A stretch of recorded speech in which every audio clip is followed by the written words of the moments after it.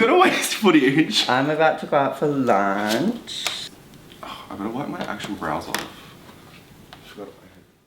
So today we're going to be talking about mental illnesses and how Joseph is a psycho. Yeah, that's basically it really. I mean, I live with the cunt and he's pretty fucked up. So that's it really. It's a little insight. Okay, and I'm back with no brows.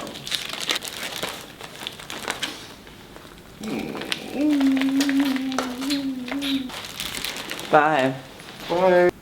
Hey, welcome back. I'm just gonna do a quick little video of me doing my makeup to get ready for work. I just thought it would be cool to touch base a little bit more about my mental health. I'm pretty open about it, and I feel like now that I've incorporated it into my life, it's a lot easier to deal with. So I'm just gonna tie my hair up because it gets in the way a lot when I do my makeup. I'm no makeup artist at all. I just kind of learnt from watching friends and practicing a lot by myself. So yeah, all my brushes are super dirty, so I have no clue what color is gonna pop out unexpectedly. Let's get into it.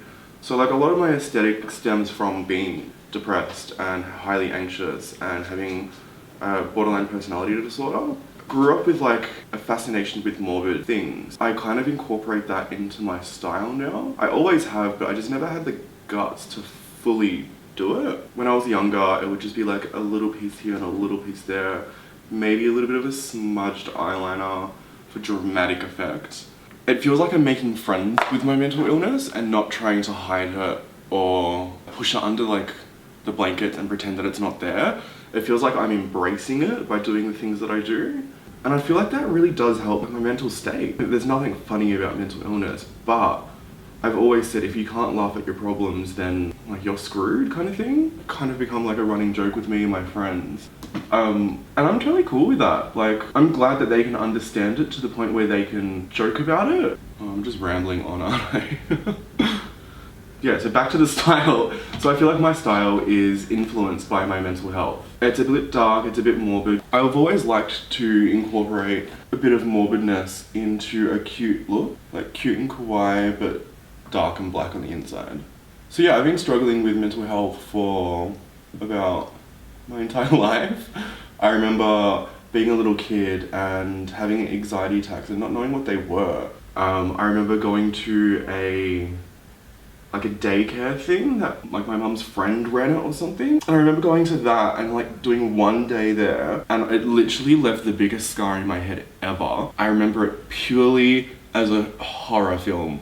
I got there, had an anxiety attack, didn't know what it was, so I freaked out and hid in like a caravan, I think, in the backyard. And then from the caravan, the lady called me in and she was just like, oh, we're having breakfast now or lunch or whatever it is. And I was like, okay, well, you know, I should go eat. So she coaxed me out and we went into the living room or whatever it was, and I ate whatever spaghetti it was, but it was like cold canned spaghetti. And I was like expecting some gourmet meal that she made, but no, it was like cold canned spaghetti just like plopped into a glass bowl, and everyone had to like dig in for themselves. And then towards the end of it, like they were all blowing bubbles and stuff. I don't know. It's literally a horror story in my head. I had like nightmares about it where dolls from her house were chasing me out of the caravan, and spaghetti from that day on just makes me feel sick. So like I've had anxiety since I was like 4 years old, 5 years old. Anxiety kind of kickstarted my borderline personality disorder. Like the main things about it is like you have self-destructive behaviors, check. They say that you frequently lose your identity or you're constantly changing thoughts about yourself. I change thoughts about certain things, but not about myself. I've been quite confident in who I am as a person for quite a while now. Suicidal ideation, which I'm highly, highly susceptible to. I've been hospitalized twice for that. Fear of abandonment, that is my biggest one. So I think my separation anxiety stemmed into fear of abandonment. And then that settled in when my dear mother passed away. She passed away when I was 14, cancer, and it happened pretty fast. She found out in like May or April or something, and then died October of the same year. So that happened super fast, and it was really, really quick. I was only 14 at the time, so it was pretty intense for me. Yeah, and I think that kind of just like cemented my fear of abandonment, like everyone's going to leave me. So the way I've combated that is by pushing everyone out and telling them all to fuck off before they can even get close to me. I think my separation anxiety is like kind of like cemented into borderline personality disorder from that. That's just my personal view, to be honest. It's not like a medical thing. That's how I think it all came to play. But then just like everyday life plays into it. So my first partner, you know, like you fall in love with the first person you sleep with, whatever. Yeah, we were together for like 2.5 years, maybe, I think it was 3 years actually. It's so long ago now. And he taught me a lot about love, selflessness, commitment, and compromisation. He taught me a lot about relationships. And then we grew apart. So the way it ended was super sad and super non-romantic and a real hit to my self-esteem, really. Basically, he didn't want to be in a relationship with me anymore. He felt embarrassed by the way I dressed in public. So when I finally had the guts and felt like I had someone to support me, I decided to start being more true to myself and start dressing more true to how I wanted to dress without fear of people like judging me. Because I thought, you know, I have it all. I don't need to impress anyone. I don't need to be anyone for anyone else. I can just start being me for me. And I get told that I'm an embarrassment to walk around in public with. So that was a real big hit to my ego. Him telling me that did the complete opposite of what I thought it would have done. I ended up being like, screw you, this is how I want to be and this is who I want to be, and you can't stop me from doing that, so I'm going to keep on doing this, and if you don't want to be by my side doing it, feel free to walk on. That also cemented into my abandonment, like someone I thought I could trust and have by my side when I was exploring who I was as a person, tell me that I am an embarrassment. I left that relationship pretty reluctantly, but I had to do it. I'm much more true to myself now, and I feel like that, I don't know, I feel like that makes me more of a likable person. I'm totally not a likable person. Everyone thinks I'm an absolute asshole. I feel like my aesthetic is sad goth boy. That's actually my private Instagram where I actually use it as a visual diary. It's literally posting how I feel at that point with an image for reference. I don't know, it does exactly what a diary would do, but with minimal effort. I just didn't get the same satisfaction in writing a diary as I did with my private Instagram. I can look back at it and be like, shit, had a rough day, but look, you're still here, there's no scars on your body. You battled through that day like a champion, and you've made it out on the other side. So yeah, struggling with mental health fucking sucks. But if you can find ways to embrace it, whether it is becoming a friend to your mental health or understanding your mental health better, I find that it's so much easier to go on with your daily life. Like, I look back now and I remember it was a daily occurrence for me to think about suicide, like 50 times a day. Like, it's not even an exaggeration. It would be an invasive thought and it would just jump into my head. There were times when I'd have to hold myself back from like an impulse to do it. And I'd struggle and struggle and struggle to even get myself out of bed, to have a shower, to brush my teeth, just to do the daily chores. And now that we've become friends, it's more like I'm a friend helping it out. It takes a lot out of you.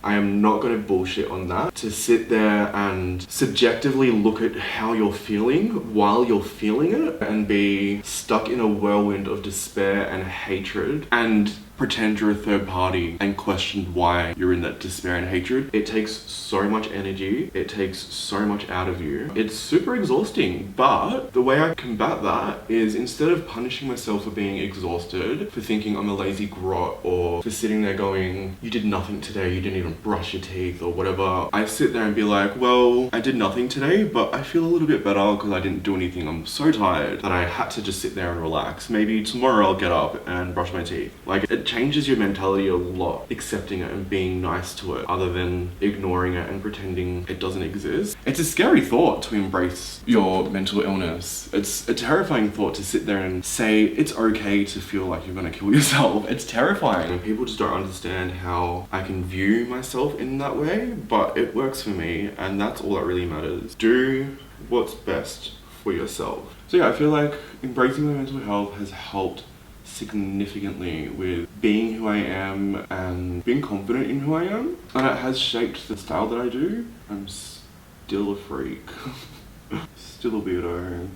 Eyes are literally the hardest part of a makeup look for me because it was the last thing I've ever attempted to do. I've only started doing eyes in the last year. It's just something that I never had confidence in attempting, and every time I did try and attempt it, I felt like I fucked it up. Go in for the kill, like who cares? Just get that brush and smudge that on your eye and walk out the door, because half the time it's literally the confidence in what you have. I've had so many compliments on my makeup, but like, that's just what you get. I also think that motto, that's what you get, has definitely helped my mental health, because all in all, that is just what you get. Like, you could have a good day, that's what you get. You could have a bad day, that's what you get. It's stupid to say, but I honestly think that that little motto there has definitely helped the way I view my mental health issues. If I'm having a shit day, it's just what I get. Been in hospital a few times, going this way, due to my mental health issues. Totally not ashamed of it. I definitely think if you need help and you feel like you can't find that help, if you're not getting what you need, this is no shade to anyone, but if you're not getting what you need out of your friends or your family, or you feel like you're stuck in a hole, go to a professional. They're trained, like they go to fucking school for that. They know what they're talking about. It's their job to know these things. If you're in a rut and you don't know how to get yourself out of it, and you just want to, like, there's no shame in asking for help.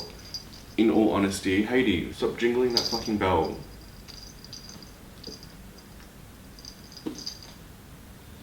He hates that toy, never plays with it. And the one day I decide to film, all eyes on that toy running around. So yeah, if you feel like you're in a rut and you can't get yourself out, go seek professional help. If anything, it makes you a stronger person because you've realized that you don't have to feel like that alone. You don't have to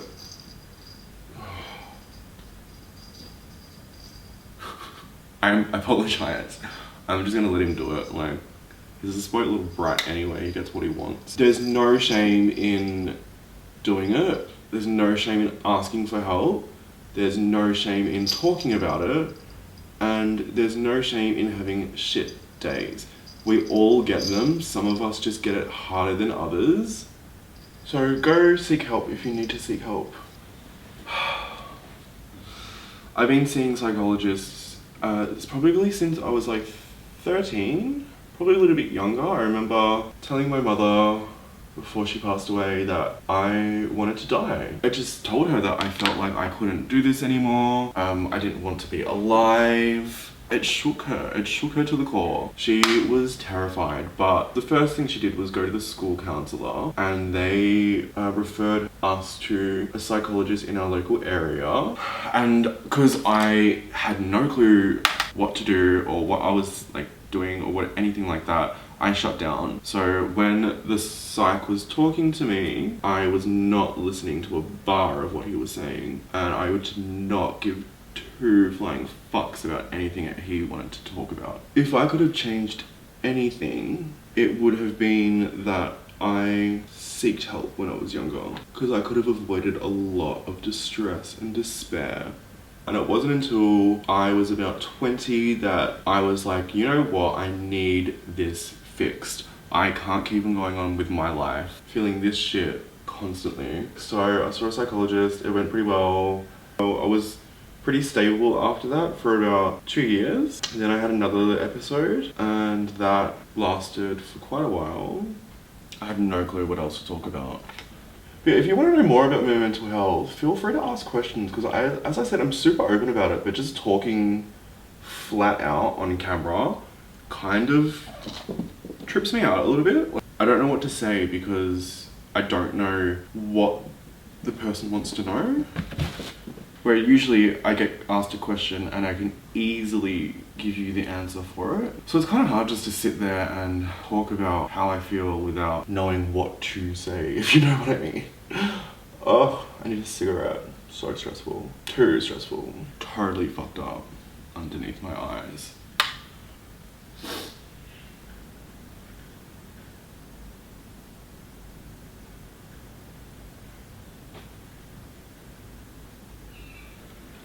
So there.